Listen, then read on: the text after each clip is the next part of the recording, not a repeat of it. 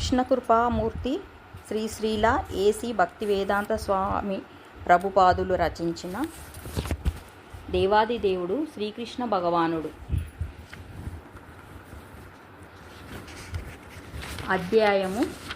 రెండవ అధ్యాయము గర్భస్థుడైన శ్రీకృష్ణుని దేవతలు స్తుతించుట. రెండవ భాగము ప్రారంభం. సమయంలో నారదాది ఋషులను పలువురు దేవతలను గూడి బ్రహ్మరుద్రులు కంసగృహంలో ప్రత్యక్షమయ్యారు. భక్తులకు ప్రీతిపాత్రమైనవి, వారి సకలాభీష్టాలను నెరవేర్చేవి అయిన ఉత్తమ శ్లోకాలతో వారు దేవాది దేవుని స్తుతించడం మొదలుపెట్టారు. భగవంతుడు సత్యవంతుడనే వారు మొట్టమొదటగా పలికారు. భగవద్గీతలో చెప్పబడినట్లు పుణ్యులను రక్షించడానికి, పాపులను నశింపజేయడానికే శ్రీకృష్ణుడు ఈ భౌతిక జగత్తులో అవతరిస్తాడు. అది అతని వ్రతం. తన వ్రతాన్ని నెరవేర్చడానికై భగవంతుడు దేవకీ గర్భంలో నివాసాన్ని పొందాడని దేవతలు తెలుసుకోగలిగారు. తన కార్య సాధనకై భగవంతుడు అవతరించనున్నందున వారందరూ సంతోషించారు. తరువాత దేవతలు భగవంతుని సత్యం, వరం, పరమసత్యము అని సంబోధించారు. ప్రతి ఒక్కరూ సత్యాన్వేషణలోనే ఉన్నారు. అదే తాత్విక జీవన విధానం. ఆ పరమసత్యము శ్రీకృష్ణుడే అని దేవతలు చెప్పారు. భక్తిపారాయణుడైన పరమసత్యాన్ని పొందగలుగుతాడు. సాపేక్ష సత్యము వలె కాకుండా కాలముల యొక్క 3 దశలలో సత్యమై ఉన్న కారణంగా శ్రీకృష్ణుడు పరమసత్యమై ఉన్నాడు. కాలము భూత భవిష్యత్ వర్తమానములుగా విభజింపబడుతుంది. ఈ భూత భవిష్యత్ వర్తమానములలో సర్వదా శ్రీకృష్ణుడు సత్యమై ఉన్నాడు. ఈ భౌతిక జగత్తులో ప్రతి విషయం భూత భవిష్యత్ వర్తమానములుగా పరమకాలములచే నియంత్రింపబడుతుంది. కానీ సృష్టికి పూర్వం శ్రీకృష్ణుడు ఉన్నాడు. సృష్టి జరిగినప్పుడు సమస్తము శ్రీకృష్ణునిలోనే విలసితమై ఉంది. సృష్టి నశించినప్పుడు కృష్ణుడు మిగిలే ఉంటాడు. కాబట్టి అతడు అన్ని పరిస్థితులలోనూ పరమసత్యమని చెప్పబడ్డాడు. భౌతిక జగత్తులో ఏదేని సత్యము ఉంటే అది పరమసత్యమైన శ్రీకృష్ణుని నుండే ఉద్భవిస్తుంది. ఈ భౌతిక జగత్తులో ఏదేని ఐశ్వర్యము ఉంటే ఆ ఐశ్వర్య కారణము శ్రీకృష్ణుడే.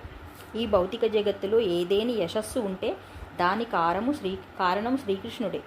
ఈ జగత్తులో ఏదేని బలము ఉంటే అట్టి బల కారణము శ్రీకృష్ణుడే. ఈ జగత్తులో ఏదేని విద్య జ్ఞానము ఉంటే వాటి కారణము శ్రీకృష్ణుడే అవుతాడు. కనుక సకల సాపేక్ష సత్యాలకు శ్రీకృష్ణుడే మూలం. ఈ జగత్తు పృథ్వీ, జలము, అగ్ని, వాయువు, ఆకాశం అనే 5 ప్రధాన తత్వాలతో తయారయ్యింది. ఈ తత్వాలన్నీ శ్రీకృష్ణుని నుండి వచ్చినవే. ఈ 5 ప్రధాన తత్వాలే భౌతిక ప్రకటానికి కారణమని శాస్త్రజ్ఞులు అంగీకరిస్తారు. కానీ ఈ తత్వాలు తమ స్థూల సూక్ష్మ స్థితులలో శ్రీకృష్ణుని చేతయే తయారైనాయి. ఈ భౌతిక జగత్తులో పనిచేసే జీవులు అతని తటస్థ శక్తి స్వరూపాలు. భగవద్గీతలోని 7వ అధ్యాయంలో స్పష్టంగా తెలుపబడినట్లు సమస్త జగత్తు శ్రీకృష్ణుని ఉన్నత న్యూనశక్తుల కలయికయే అయ్యున్నది. జీవులు ఉన్నత శక్తి స్వరూపులు కాగా జడమైన భౌతిక తత్వాలు భగవానుని న్యూనశక్తి. నిద్రాన్న స్థితిలో ప్రతిదీ కృష్ణునిలోనే నిలిచి ఉంటుంది. భౌతిక ప్రకటనము యొక్క విశ్లేషణాత్మక అధ్యాయమంచే దేవాది దేవుడగు శ్రీకృష్ణుని స్తుతిని దేవతలు కొనసాగించారు. ఈ భౌతిక ప్రకటనము ఏమిటని ప్రశ్నిస్తే ఇది వృక్షము వంటిదని చెప్పవచ్చును. వృక్షము నేలపై నిలిచి ఉంటుంది. అదేవిధంగా దేహం అనే వృక్షము ప్రకృతి అనే నేలపై నిలిచి ఉంటుంది. కాలక్రమంలో చెట్టు చివరగా కొట్టివేయబడుతుంది. కాబట్టి దేహము చెట్టుతో పోల్చబడింది. చెట్టును వృక్షమని కూడా పిలుస్తారు. వృక్షము అంటే తుట్టతుదకు కొట్టివేయబడేదని అర్థం. కనుక ఈ దేహం అనే వృక్షాన్ని చరమసత్యంగా స్వీకరించలేము. ఎందుకంటే అది కాల ప్రభావముకు గురి అవుతుంది. కానీ శ్రీకృష్ణుని దేహము నిత్యమైనది. అతడు భౌతిక జగత్తు ప్రకటానికి పూర్వమే ఉన్నాడు. భౌతిక జగత్తు కొనసాగుతున్నప్పుడు కూడా ఉన్నాడు. భౌతిక జగత్తు లయించిన తర్వాత కూడా ఉంటాడు. అందుకే కేవలము శ్రీకృష్ణునే పరమసత్యంగా అంగీకరించవలసి ఉంటుంది. ప్రకృతి అనే నేలపై నిలిచిన దేహమనే వృక్షం యొక్క ఉపనానాన్ని కఠోపనిషత్తు కూడా ఉదహరించింది. ఈ చెట్టుకు సుఖదుఖాలనే 2 రకాల ఫలాలు ఉన్నాయి. దేహమనే ఈ వృక్షంపై నివసించేవారు 2 పక్షులులాగా ఉన్నారు. ఒక పక్షి శ్రీకృష్ణుని హృదయస్థ రూపమైన పరమాత్ముడు, ఇంకొక పక్షి జీవుడు. జీవుడు ఈ వృక్ష ఫలాలను తింటున్నాడు. ఒకప్పుడు అతడు సుఖఫలాలను తింటాడు, మరొకప్పుడు దుఃఖఫలాలను అనుభవిస్తాడు. కానీ ఇంకొక పక్షి ఆత్మ సంతుష్టి కలది కనుక సుఖదుఖాలను ఆరగించడంలో ఇష్టం చూపదు. దేహమనే వృక్షముపైనున్న ఒక పక్షి ఫలాలను తింటుంటే వేరొక పక్షి కేవలము సాక్షిగా చూస్తోందని కఠోపనిషత్ పలికింది. ఈ వృక్షమూలాలు 3 దిక్కులలో వ్యాపించి ఉంటాయి. అంటే తత్వస్థ జస్తమో గుణాలనే త్రిగుణాలే ఈ వృక్షమూలాలు. వృక్షమూలము వ్యాపించినట్లుగా ప్రకృతి గుణ సాంగత్యముచే మనిషి సంసారాన్ని విస్తరింపజేసుకుంటాడు. ధర్మము, అర్థము, కామము, చరమముగా మోక్షము అనేది 4 ఫలరసములు. త్రిగుణములతో వివిధ సాంగత్యాన్ని బట్టి జీవులు నానా రకాలైన ధర్మార్థ కామోక్షాలను రుచిచూస్తారు. దాదాపుగా సమస్త లౌకిక కార్యము తమోగుణంతోనే కప్పబడుతుంది. ఈ భౌతిక ఫలాల రసము 5 ఇంద్రియముల ద్వారా గ్రహింపబడుతుంది. ఈ 5 ఇంద్రియాలు శోకము, మోహము, ముసలితనము, మృత్యువు, ఆకలి, దప్పిక అనే 6 రకాలైన కొరడా దెబ్బలకు గురవుతాయి. భౌతిక దేహము త్వక్కు, రక్తము, మాంసము, మేధస్సు, ఆస్తులు, మజ్జ, వీర్యము అనే 7 పొరలచే కప్పబడి ఉంటుంది.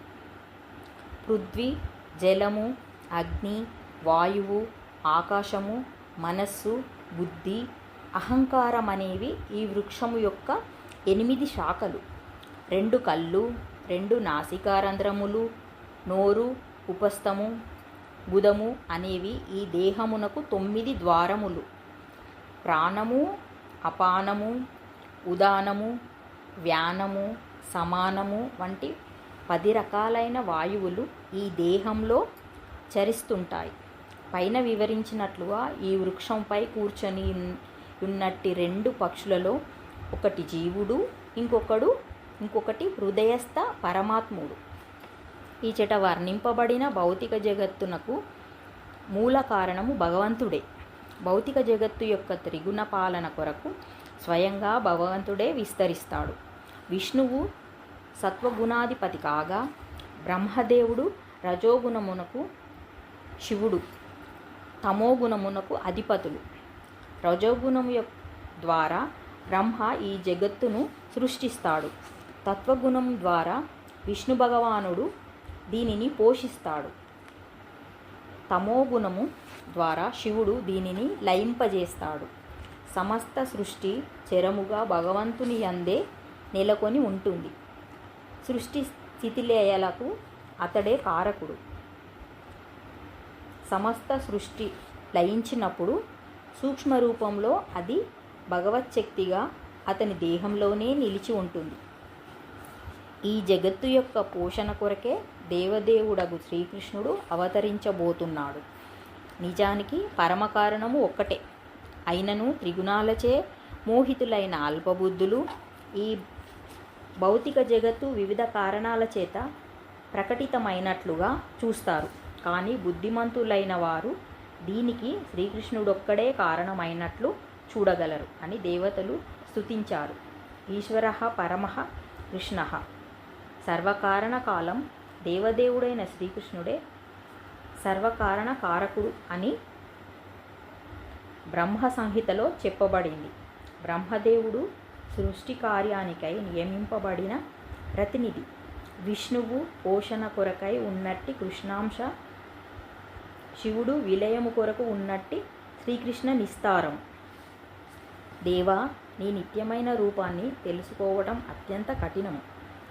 జనసామాన్యము నీ అసలైన రూపాన్ని తెలుసుకోవడానికి అసమర్థులు కనుకనే నీ మూల రూపాన్ని ప్రదర్శించడానికి నీవు స్వయంగా అవతరిస్తున్నావు. నీ వివిధ అవతారములను జనులు ఏదో రకంగా తెలుసుకోగలుగుతారు, కానీ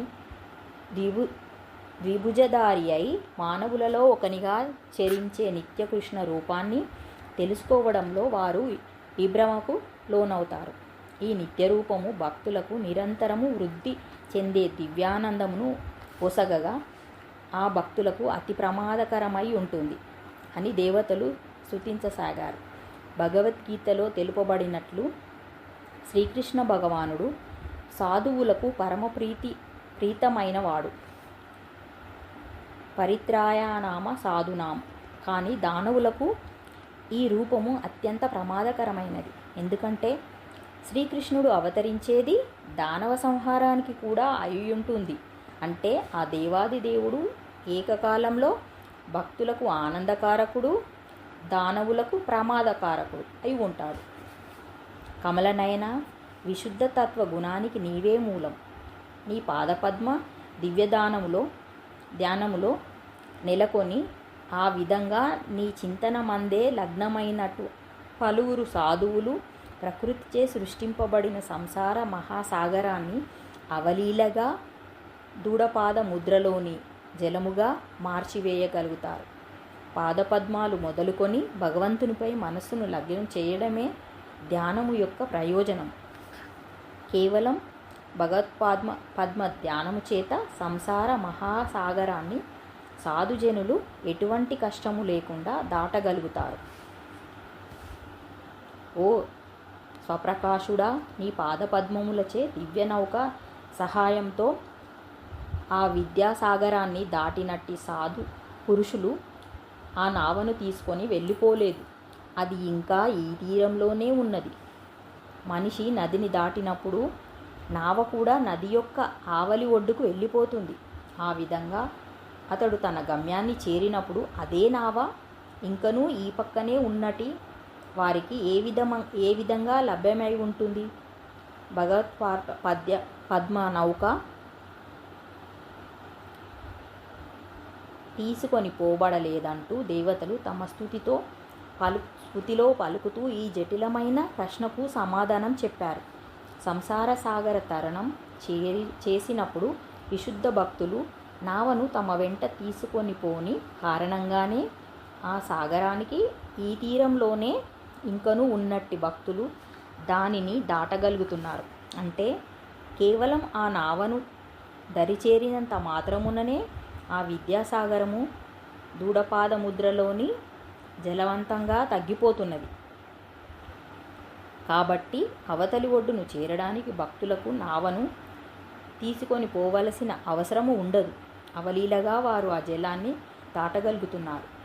సాధుజనులు బద్ధజీవుల పట్ల కరుణ కలిగి ఉంటారు కనుకనే ఆ నావ ఇంకనూ ఈ ప్రక్కనే ఉన్నది. ఇంకో విధంగా చెప్పాలంటే మనిషి భగవత్పాద పద్మాలను ఎప్పుడైనా ధ్యానించవలెను. ఆ విధంగా చేయడం ద్వారా అతడు సంసార మహాసాగరాన్ని దాటగలుగుతాడు. ధ్యానం అంటే భగవత్పాదాల పద్మాలపై మనస్సు లగ్నము చెందడము.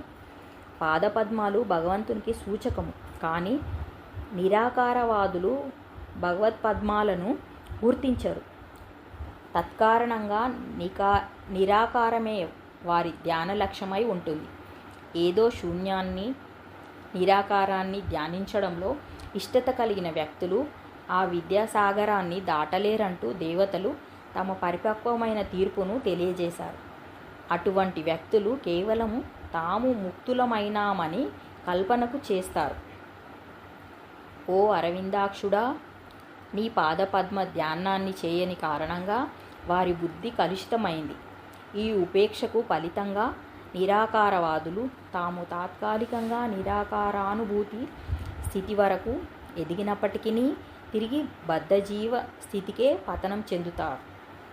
బ్రహ్మతేజస్సులో లేదా నిరాకార బ్రహ్మములో లీనమవడానికి నిరాకారవాదులు కఠోరమైన తపస్సులు చేస్తారు. కానీ వారి మనస్సులు భౌతిక కల్మషం నుండి విడిపడి ఉండవు. వారు కేవలం భౌతిక ఆలోచనా పద్ధతులను నిరాకరించడానికి ప్రయత్నిస్తారు. అంత మాత్రం చేత వారు విముక్తులైనారని అర్థం కాదు. అందుకే వారు పతనం చెందుతారు. నిరాకారవాది తమ చరమ లక్ష్యానుభూతికి తీవ్రమైన క్లేశాన్ని అనుభవించవలసి ఉంటుందని భగవద్గీతలో చెప్పబడింది. భగవద్భక్తి లేనిదే మనుజుడు కామ్యకర్మ బంధము నుండి విముక్తిని సాధించలేడని శ్రీమద్భాగవత ఆరంభంలో కూడా చెప్పబడింది. భగవద్గీతలో శ్రీకృష్ణుడు చెప్పిన మాట ఉంది. భాగవతంలో నారదముని చెప్పిన మాట ఉంది. ఇక్కడ దీనిని దేవతలు కూడా ధృవపరుస్తున్నారు. భక్తి యోగాన్ని చేపట్టని వారు పరమజ్ఞాన ప్రయోజనాన్ని పొందని వారు మరియు నీ అనుగ్రహాన్ని బడయని వారు అవుతారు. నిరాకారవాదులు తాము ముక్తులమైనామని తలుస్తారు. కానీ వారికి నిజంగా భగవంతుని పట్ల ఎటువంటి ఆదరభావం ఉండదు. శ్రీకృష్ణ భగవానుడు భౌతిక జగత్తులోనికి వచ్చినప్పుడు భౌతిక దేహాన్ని స్వీకరిస్తాడని వారు తలుస్తారు. అందువలన వారు ఆ దేవాది దేవుని దివ్య శరీరాన్ని ఉపేక్షిస్తారు. అవజ్ఞానాంతి మాం మూఢాం అని ఈ విషయం భగవద్గీతలో ధృవపరవబడింది. కామాన్ని జయించి మోక్షస్థితి వరకు ఎదిగినప్పటికీ నిరాకారవాదులు పతనం చెందుతారు. కేవలం జ్ఞాన సముపార్జనలోనే నెలకొని భగవద్భక్తిని చేపట్టని వారలు వాంఛిత ఫలాన్ని సాధించలేరు. వారు చేపట్టిన కష్టమే వారు సాధించేది, అంతకన్నను ఏమీ లేదు.